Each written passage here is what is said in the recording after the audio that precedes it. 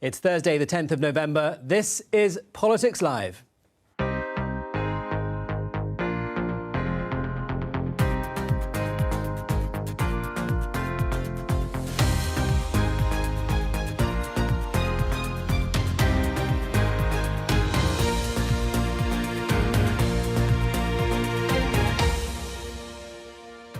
Joining me today, Conservative MP Tobias Ellwood, Shadow Treasury Minister James Murray, the economics editor of The Spectator, Kate Andrews, and the General Secretary of the University and College Union, Joe Grady.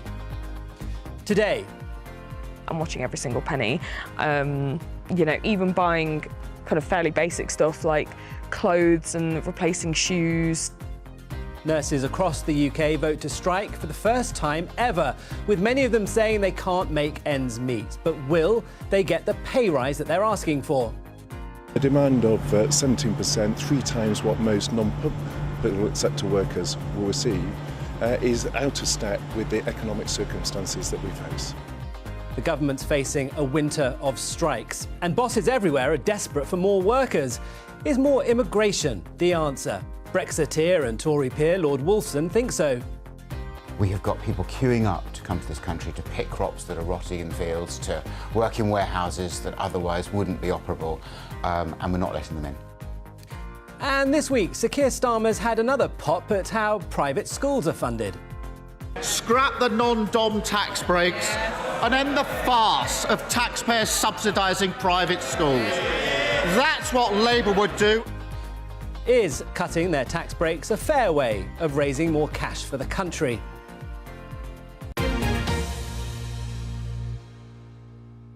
But before we delve into all of that, questions continue about whether politicians should be taking time away from their day job to go and enjoy themselves in a hot, faraway country.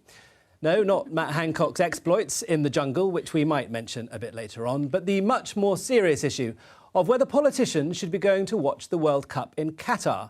Wales announced its squad yesterday, and Gareth Southgate will be unveiling his squad later this afternoon. Wales's First Minister Mark Drakeford will attend, but Labour's Chris Bryant had this to say. Look, I'd say to Mark and to Vaughan, you may think you're going to be able to convince them to change their minds on human rights. You won't.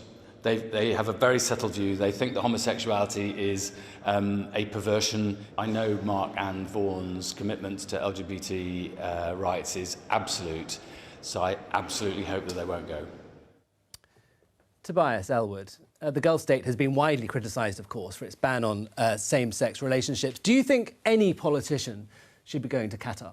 Yes, absolutely. I think it's naive to assume FIFA to give Qatar the World Cup and try to keep politics out of it. It's naive to assume that Qatar can somehow think that they're not going to be scrutinised for what's actually going on in their country. The fact that the World Cup is going there will actually shine a light on the country and nudge them forward. This is a country I know very well. I was foreign minister. I visited the country about a dozen times over the last decade.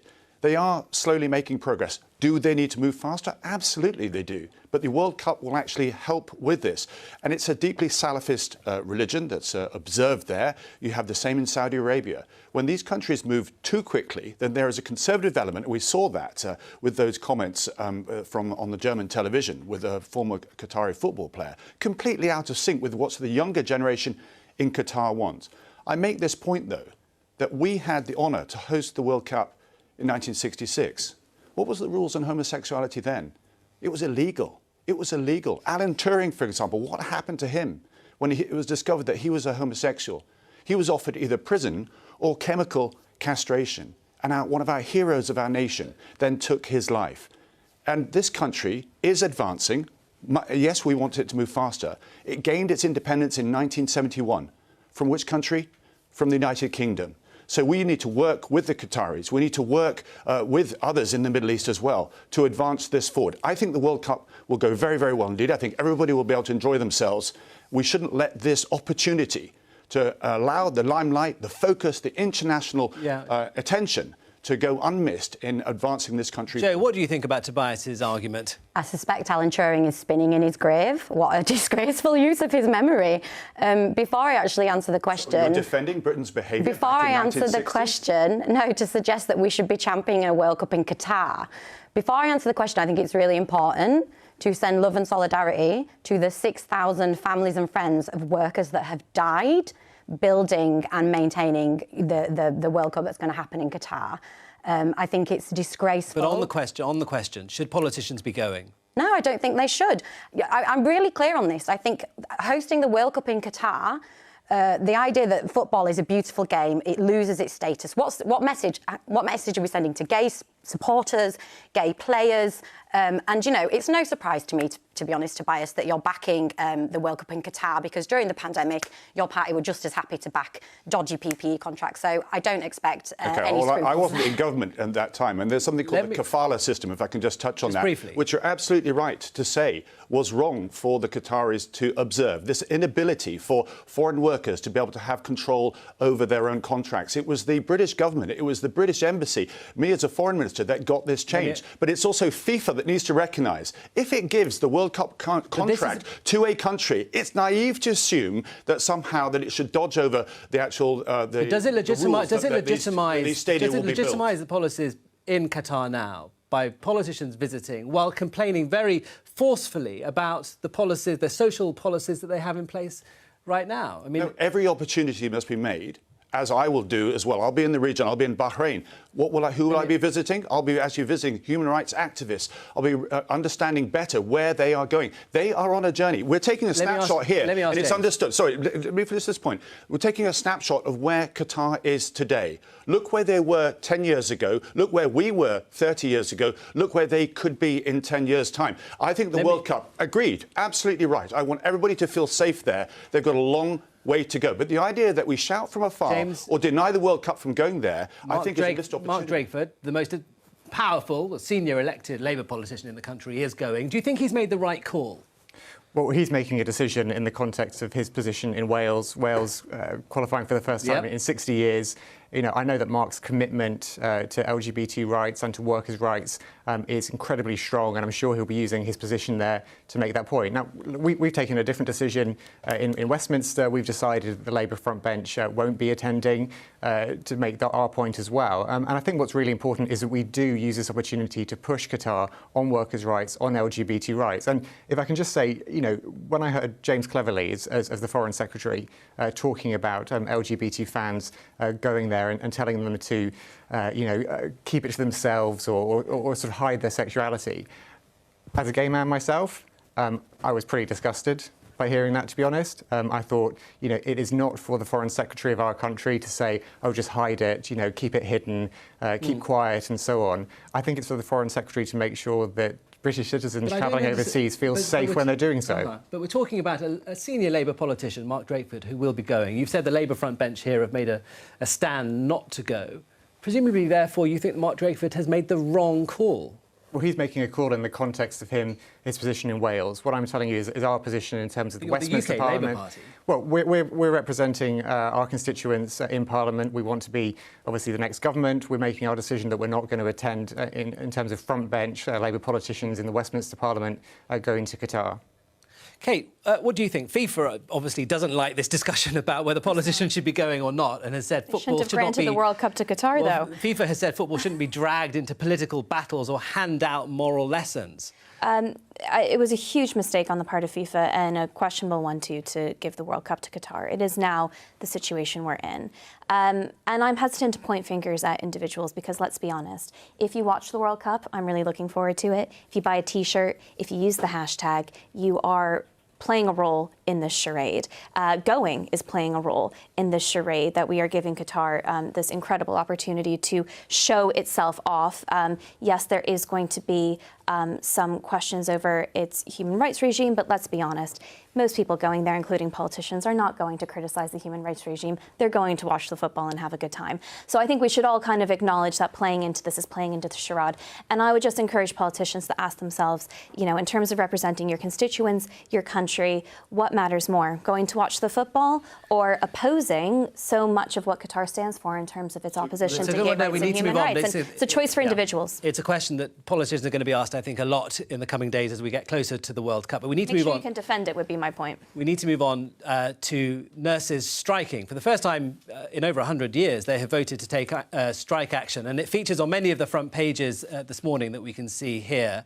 The walkout will involve Royal College of Nursing members in many of the country's biggest hospitals. Nurses in every service in Scotland and Northern Ireland voted for action. In Wales, all but one health board did, while in England, the turnout was too low in nearly half of NHS trusts for strike action to take place. But it's clearly the latest sign a winter of industrial arrest is brewing as the government faces pressure from across the public sector to increase pay. Well, we can speak now to Harry Eccles, who's a clinical nurse specialist, works in the Isle of Wight, but is joining us from Southampton today. Hello, Harry. Thanks for joining us. Hello, how are you doing? Yeah, you voted for strike action. Why? For me, the important issue came down to patient safety and trying to deliver the effective care that we want to deliver as nurses.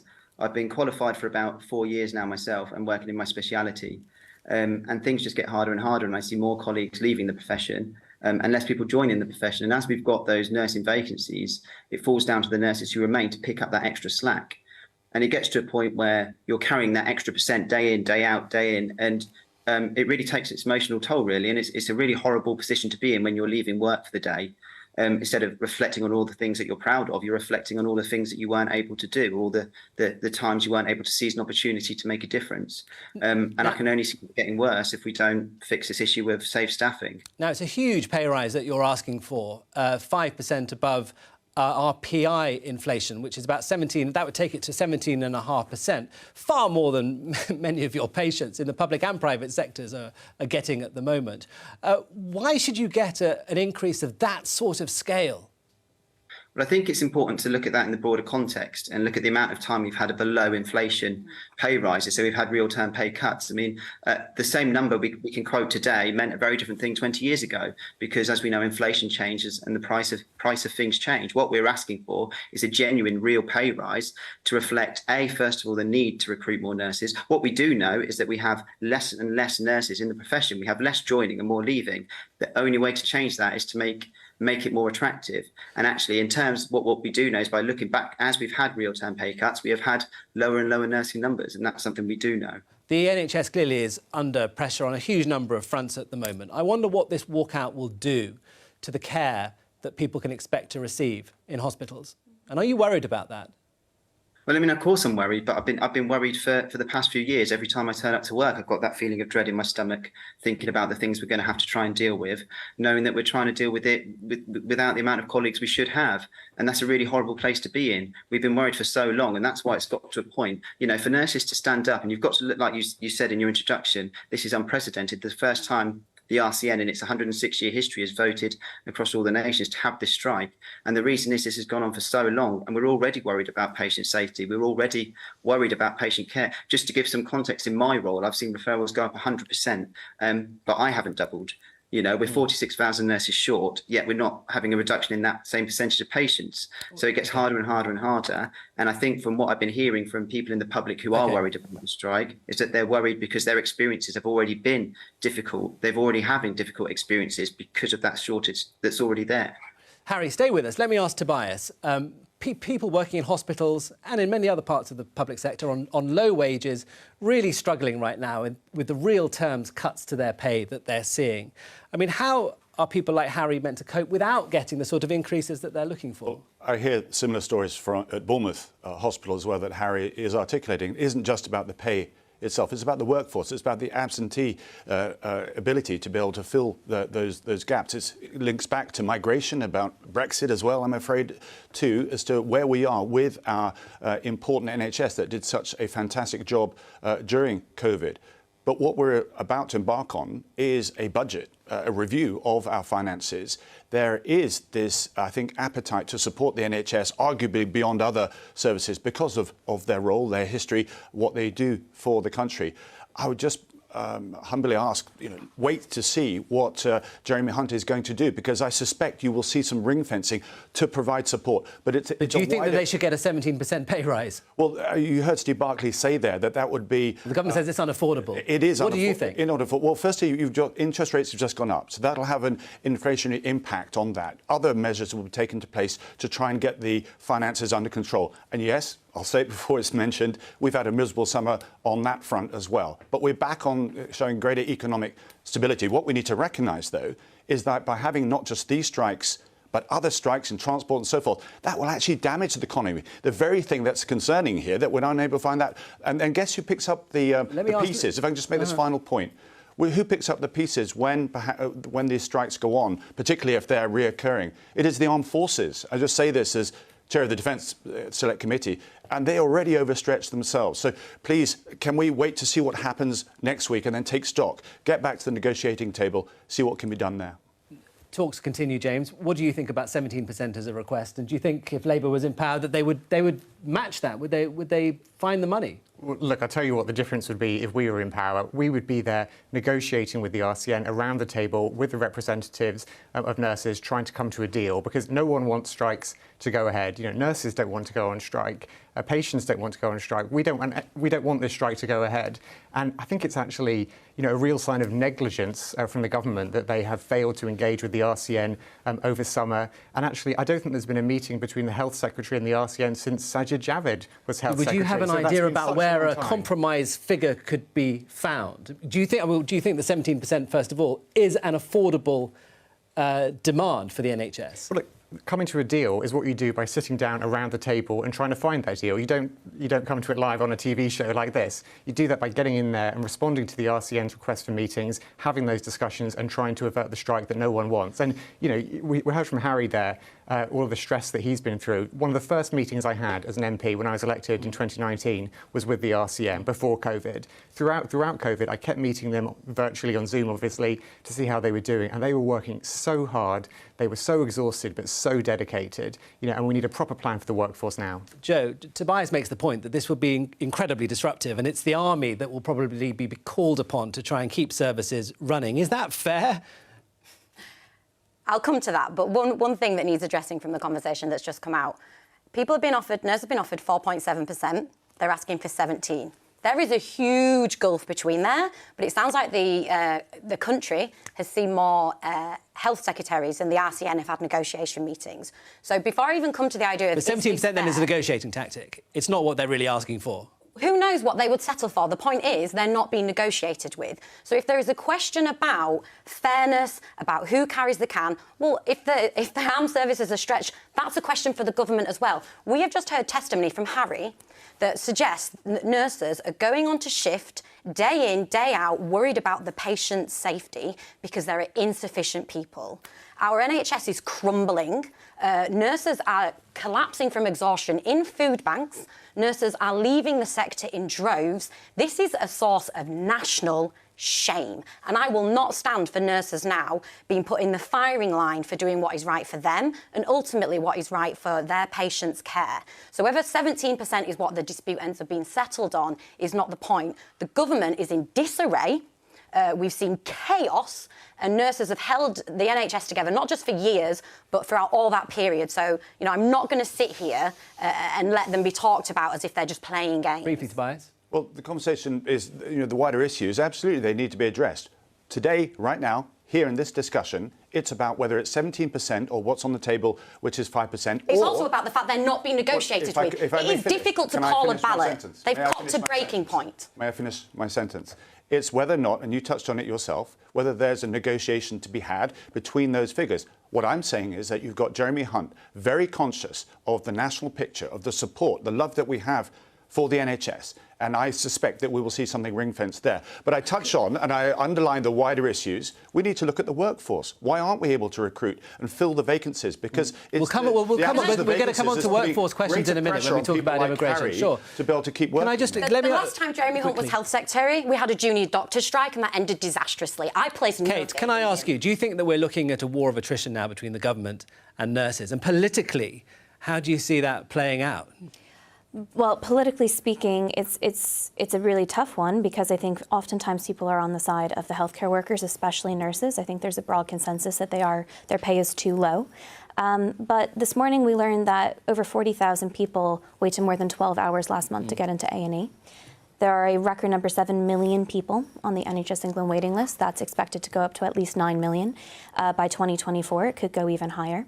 I'm not sure how long that sympathy lasts when people are genuinely terrified about their access to healthcare in this country at the moment. Nurses do deserve a pay raise. 17% is too high. We are at a crossroads of healthcare in this country. The government currently spends, I think in about 2 years, is set to spend 44% of day-to-day government spending on healthcare. Now, if you think that's too low, if you think that we need to be pouring more and more money into the NHS, and part of that is salaries, what number would you like that to be? And what would you like the state not to do in order to essentially turn to being an NHS with a government attached? It is not normal in other developed countries for the army to be coming in to support the winter months, right? All countries have had a healthcare crisis during COVID, there's no question about it. But the NHS was on its knees long before that. Do you think we are avoiding, as Kate suggests, a proper debate about how the NHS is funded and structured long term? And that this is sort of symbolic of that? Well, look, I think there's a question here about workforce. I know you said we're going to get onto that in a second, but there is a really important point here. But there is a really important point about the workforce here and about, what choices a government makes. And there's a choice that we set out we would make in government, which is to scrap the non-dom tax loophole and use that money to pay for extra workforce in the NHS. The size of the NHS budget we're talking about, vastly, No, well, cutting that loophole would raise just over £3 billion, and some of that money would go towards expanding the NHS workforce. Now, we know that there has been a gap in the NHS workforce. 44% of day-to-day government spending. It's only going to go up. We heard from Harry there, how he and his colleagues are overstretched and there aren't the people to do the work. We know there is a problem with recruitment. We know that we need to improve the NHS workforce. We've set out a fully costed plan to do that, and that would make a real difference in the way the NHS works in this country. This answer right here, with all due respect, is the fundamental problem. No party is willing to engage with the very real issue that with aging demographics and the way everything is changing, we can afford it by doing less in other areas, or something has to give. And your colleague Wes Streeting's been excellent on this. He is willing to talk about money and reform going hand in hand together. And Wes is absolutely right to say that. But you cannot pretend that £3 billion is the solution to the NHS crisis. We do need more workforce. Wes is being really clear that we need more workforce and we need that reform of the NHS. But you can't say we just need reform and we don't need the extra workforce, because the truth is there aren't people to do their jobs. No one's arguing against the workforce. The genuine question is how you plan to Can I just quickly ask Harry, before we move on to strikes that are happening across the public sector? Harry, responding to what Tobias was saying, that this is going to put sort of unfair pressure on other parts of the public sector, including the army, to try and deal with the effects of the strike that you're hoping to have. Well, I say that lies. Oh, I think we've lost Harry. Let's move. Harry, we'll come back to you if your line returns. Harry, did you hear the question? I did hear the question. Sorry, was that in response to Tobias there? Yeah. So what I would say in response to that is that actually this does lie with the government. This doesn't lie with nurses. The RCN are there, been trying to negotiate. This has been building for years and years and years. This isn't something that's just happened. This is the last resort. And we've put our proposal to the government and we're getting nothing back. So I think in terms of that, waiting to negotiate, we're there waiting. And of course, it's going to be difficult. It's going to be a difficult time for everybody. But it has been a difficult time. We're saying this one more week. That's hard to say. And with regards to people already worrying and clinics being short, yes, but every nurse that goes off sick, that's another clinic cancelled, and it can't go on. So this does lie with the government. This is a political decision, and it's for them to be the ones to resolve this. Thanks, Harry. I mean, this is, of course, the latest example of industrial action. People are either balloting or planning strikes right now in the public sector, and it's a big dividing line, isn't it, now, in politics, James? Yesterday in the Commons, Rishi Sunak said that the government was strengthening the economy while Labour was backing strikers, and the government is talking, at least, if not necessarily legislating yet, to keep sort of essential services going during strikes, perhaps increasing the ballot threshold. This is a big dividing line. Are you on the right side of it, do you think, when it comes to public opinion? Look, we see this pattern across all different sectors where the government sees industrial disputes coming down the line and they run in the other direction. You know, they don't get around the negotiating table, they don't try and find a solution, they let the strikes play out, and more often than not, they blame the workers themselves. You know, what we have said every time there is the prospect of industrial action is that we would do everything we can to try and get a solution, to try and get a deal, to try and avoid strikes going ahead. And we've said that in terms of what's happened with the nurses, but we've also said that in terms of other issues which have been coming up as well. And I think that's the real dividing line here. Do you have a government, which we would be in government, who will roll up their sleeves and try and get a deal to avoid the strikes that no one wants to see go ahead? Or do you have a government who stands back, takes their hands off, lets the strikes go ahead and actually blames the workers for what's happening? Briefly, Tobias, I'm not sure what the government's plans are now when it comes to changing strike laws. Do you? Or anything. I would hate to see us go down that route where that's where we would end up going. But you could see the general public saying this is actually damaging our economy, not just one isolated strike, but a series of strikes with, you know, rail transport, so forth, and indeed nursing as well. So what this are you isn't going to what. do about it, if I can I'll finish this point. The first step is to recognise where this is going in the long term. This will damage our economy, the very thing that's paying all these salaries, and secondly, it will make us less attractive to get businesses here, get tourism here, to actually support as well. If I can just make the point, can I just make the point which perhaps needs to be included in this discussion briefly, can I just make the point, is the fact that there is an international element to this of where inflation is actually going. And that's what we need to hear from Jeremy Hunt. What is being done to reduce the gap between earnings and indeed inflation, with the rise of the cost of prices and earnings as well. And that we need to hear what in 10 seconds. Hang on, in 10 seconds. I'd like to be blunt about the strike question. When it comes to healthcare, the government, I think, has every right to bring in as much temporary work as it can find, because if nurses go on strike, people's lives are at risk. OK, we need to move on. And we've touched on what we're about to talk about a little bit already, which is the labour market. And, you know, the UK economy is clearly in a very tight spot at the moment. And there's a big question about whether more immigration might help. Now, there's been an interesting intervention from Lord Wolfson, who's the chief executive of Next. He's a Tory peer, donor. He supported Brexit. And he's been talking to the BBC's business editor, Simon Jack. We have got people queuing up to come to this country to pick crops that are rotting in fields, to work in warehouses that otherwise wouldn't be operable, and we're not letting them in. And we have to take a different approach to economically productive migration. You know, we have to control immigration, but we have to control it in such a way that benefits our economy rather than cripples it. Lord Wolfson. Well, we're joined now by Richard Tice, who's the leader of Reform UK. Hello, Richard. What did you think about what Lord Wolfson had to say? More unskilled immigration, essential for the economy.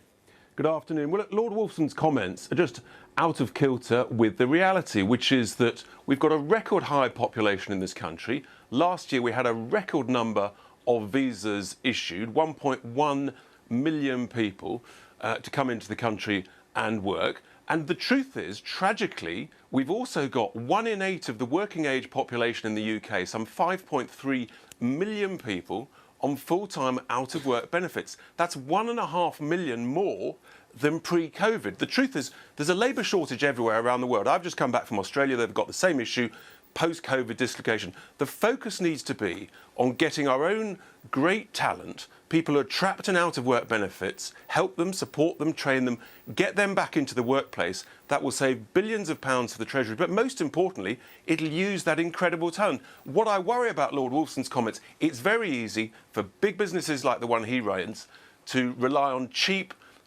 low-skilled labour and bringing it in from overseas and not training our own people. That is the crucial thing. And it's the same everywhere, including on nurses. We've got to train many, many more nurses. You've got to make work pay by lifting the tax threshold on income tax from 12.5 grand to £20,000 a year, which is the Reform UK's policy. That will make work pay. Let me bring in Tobias. It'll lift millions of people out of work benefits. Thanks. Tobias, what do you think about what Lord Wolfson had to say? This is a touchy subject within the Tory party at the moment. It is, but I'm willing to step forward.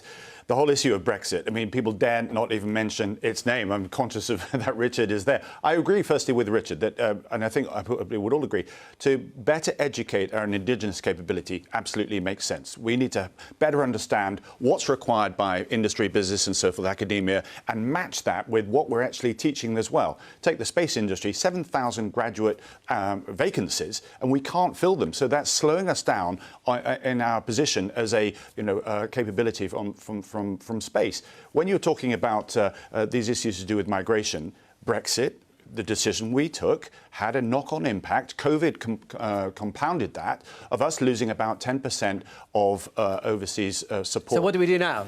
Well, this is the thing. You need to then embrace that and recognise that. I stepped forward and said, this model of Brexit is not working to our benefit. It's costing us 4% of our GDP. Hang on, Rich is trying to come back. Let me finish the point. What I'm saying is, and as soon as I say this, I get then labelled as, oh, a Remainer. I'm not. Nobody, only you people uses Brexiteer Remainer language in the Westminster bubble. But the British people actually have moved on from the referendum themselves. But they do want a model of Brexit that works. And that includes making sure that we can get the best support, if required, from overseas, as well as train our own capabilities. Richard, do you think it would be a betrayal of Brexit voters to increase unskilled immigration right now? No, the point is, we need a points-based system, which we've got. There are over 230 types of jobs that you can bring people into the UK, sponsor them, 800 job titles, down to a salary of just over £16,000, which is only just over half our average salary. And Tobias is wrong on the fact there are over 500,000 more people, non-EU people, of working age population here in the UK. There's only about 50,000 less EU citizens. The reality is we've got to focus on our own people who are trapped on out-of-work benefits and get those people incentivised and helped and trained back into work urgently. We don't need to bring in cheap, low-skilled people from overseas. We need to help our own people. That's right for them, their families, their children and their communities. Joe, what did you think of what Lord Wolfson said? So I think the starting point really has to be that, migration has always been central to the economic prosperity of the UK. It has. What I don't like about this debate is treating migrants as second-class citizens. And I think the Tory party are kind of trapped in this, trying to decide if they want employers to pay 10% extra to employ a migrant or fulfil Suella Braverman's ultimate dream of putting them all on a plane. And I have to say that I find a lot of the discussions that happen a tactic to actually distract from discussing the real economic problems facing the UK, of which I just don't even think this addresses. Kate, what do you think?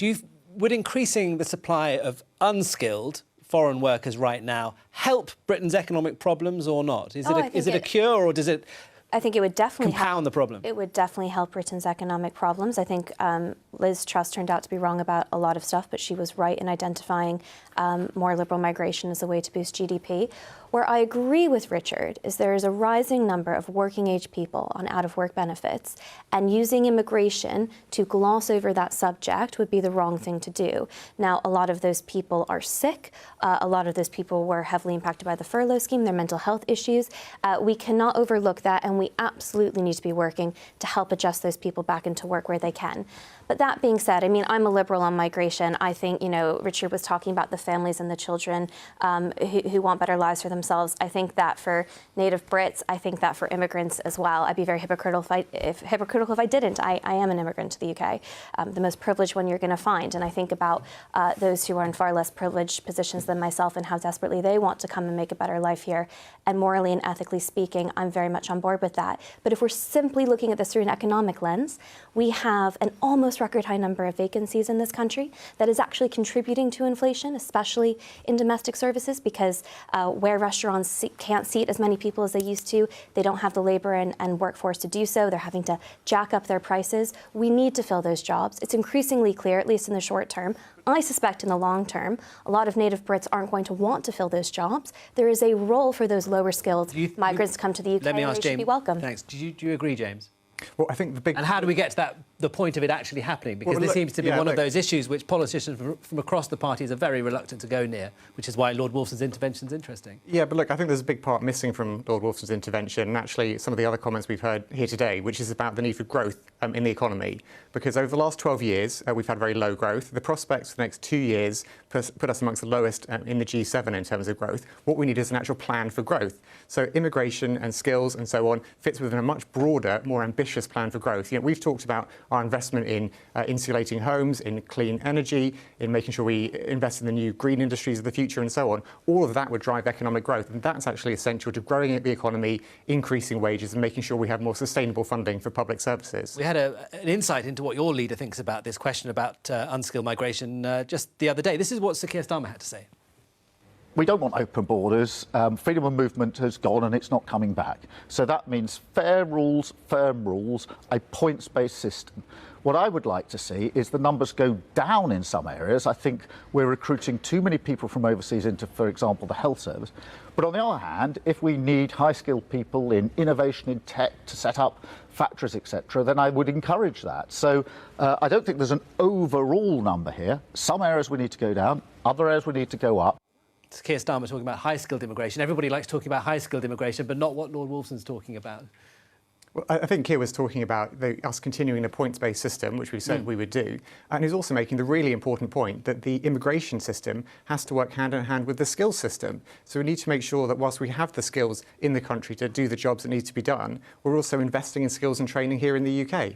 Jo, what do you think?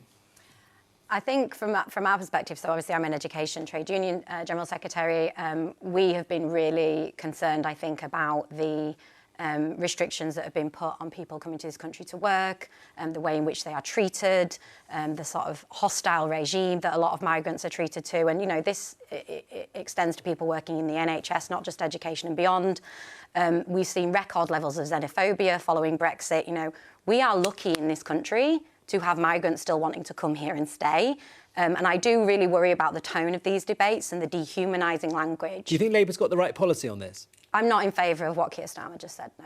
And I think to talk about people who have ambitions, who sometimes have complicated histories, as if they are simply units that we are going to measure and see where we can slot in without thinking of the rich history that this country has. Because all sorts of people, myself included, you know, are from migrant backgrounds and came here. I think it's really unfortunate language, I have to say, from the Labour leader, and I think we should strive for better. I think Jo makes a lot of really good points there, but the one thing I would push back on is any kind of surprise that migrants still want to come to the UK.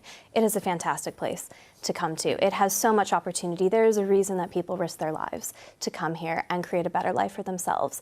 I think we do need more empathy around that, far more empathy around that discussion. I've been disappointed from the Labour Party not to see that thoughtfulness. But in terms of the economy itself, lack of empathy from the Labour Party on this question. Well, I think that, you know, I and all of my colleagues in the Labour Party, you know, hugely value the contribution that immigrants to this country have made over many years and are making to this day. We talk about the health service. We know how important workers from overseas are to keeping the health service functioning. I think the really important point, though, Labour and the Tories on immigration I think the really important point, though, here is to make sure that the immigration system, the points-based system, works hand in hand with the skills system to make sure that we are training people in the UK as well. We're moving on. Richard Tice, thank you very much for joining us on the programme. Well, with a budget next week, Labour's obviously trying to show it has some ideas itself for fixing the public finances. And one idea that Sir Keir Starmer is very keen on is ending the tax breaks for private schools. In the budget next week, he'll be too weak to end his oil and gas giveaway, scrap the non-dom tax breaks, and end the farce of taxpayers subsidising private schools. James, why do you think this is a good idea? This is a good idea because politics is about choices.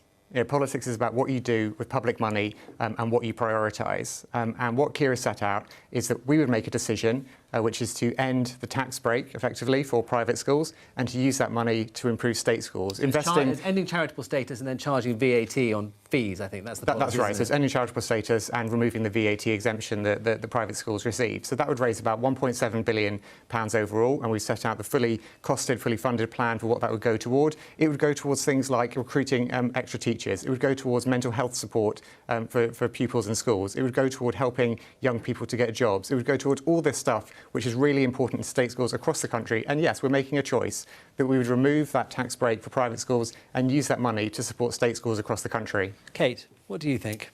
I'm quite sympathetic to the tax break and charitable status for private schools because if you look at their remit, it is to provide education and they're not making profit, and that is exactly what a school is doing. So I think it certainly meets the criteria.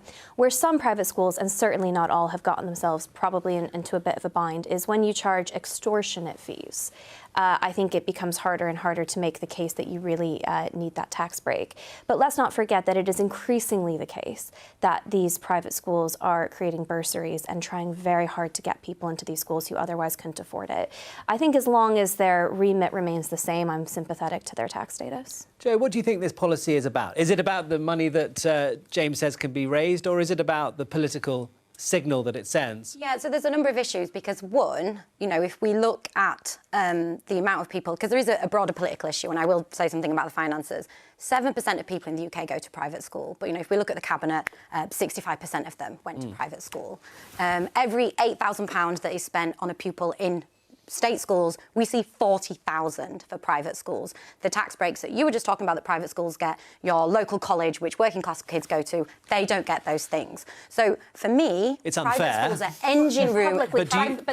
Private schools are engine rooms of inequality. But do you think that the policy is trying to squeeze private schools out of existence? No, I don't. I think they're just saying that there are tax breaks here. Look, we've just had a debate about nurses using food banks. We've just been talking about the infrastructure of this country crumbling, and yet these institutions that drive inequality in the class system in the UK are subject to a tax break that many others don't get. It's an absurd debate. To be clear, they don't get tax breaks because they are tax. Let me ask Tobias.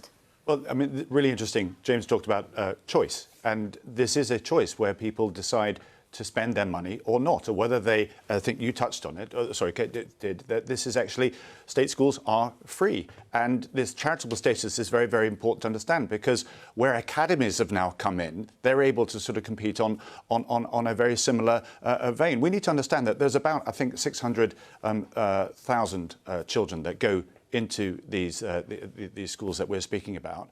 If you were to somehow change this in the way that Keir Starmer is talking about, many of them would actually close down. And where would those 600,000 go? They would then go in to the state school, placing greater pressure on the state school as well. The discussion should be how everyone gets a gold-plated education. I just make the point in Bournemouth. When I arrived in Bournemouth, everybody, back in 2005, everybody wanted to go to the grammar school because they didn't have faith in the local state schools surrounding the grammar school. So everybody wanted to get their kids into there. Today, I don't get that so much at all, because we've raised the standards in the state schools that they're now sending people to great universities across the country. So we've raised the bar right across the piece. The idea also, final point, sorry to go back to the armed forces, but many of those who go abroad, who are based abroad, need to have somewhere where they can have continuity of education.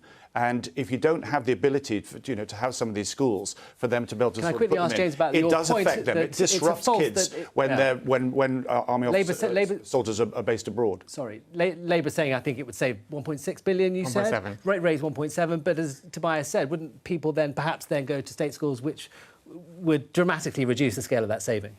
Well, look, this is about a choice, though, about the tax break, which is currently received by private schools. And actually, the really important point here is about raising the standard across state schools across the country. And that money would go towards, as I said, recruiting extra teachers, helping people to get into work, and making sure that young people's mental health is looked after. All of that is crucial. It is a choice, as we've said. This is a choice that we would get rid of that tax break and spend it on state schools across the country.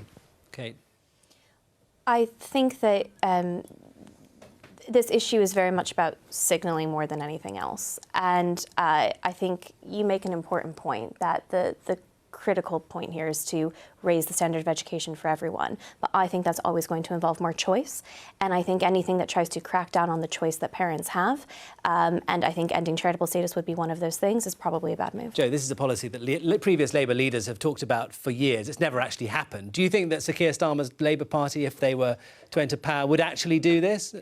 Quite possibly. For me, the bigger question for Keir and for Labour and for the Conservatives, how are you going to transform education in this country so it is fairer, more accessible, allows adult learners to take part? And this is a small part of that. And I think, the fact is I'm still aware that people don't pay VAT on their private school fees is ridiculous. It seems like the ultimate luxury to me when education's free for everyone else. So, yes, this is an interesting question. It's funded by the what I want to see is a proper education policy from both Keir and whoever might be the Prime Minister or the leader of the Conservative Party at any point in the future. You missed the point that you have to pay you still have to pay. So if you don't go to that school and you go to a state school, I'm fully aware of that. We're talking about paying. the thousands. We will talk about this another time. Tobias, James, Kate and Joe, thank you very much. That is all we have time for today. But I'll be back tomorrow with Politics UK at 12:15 here on BBC Two and on the BBC iPlayer.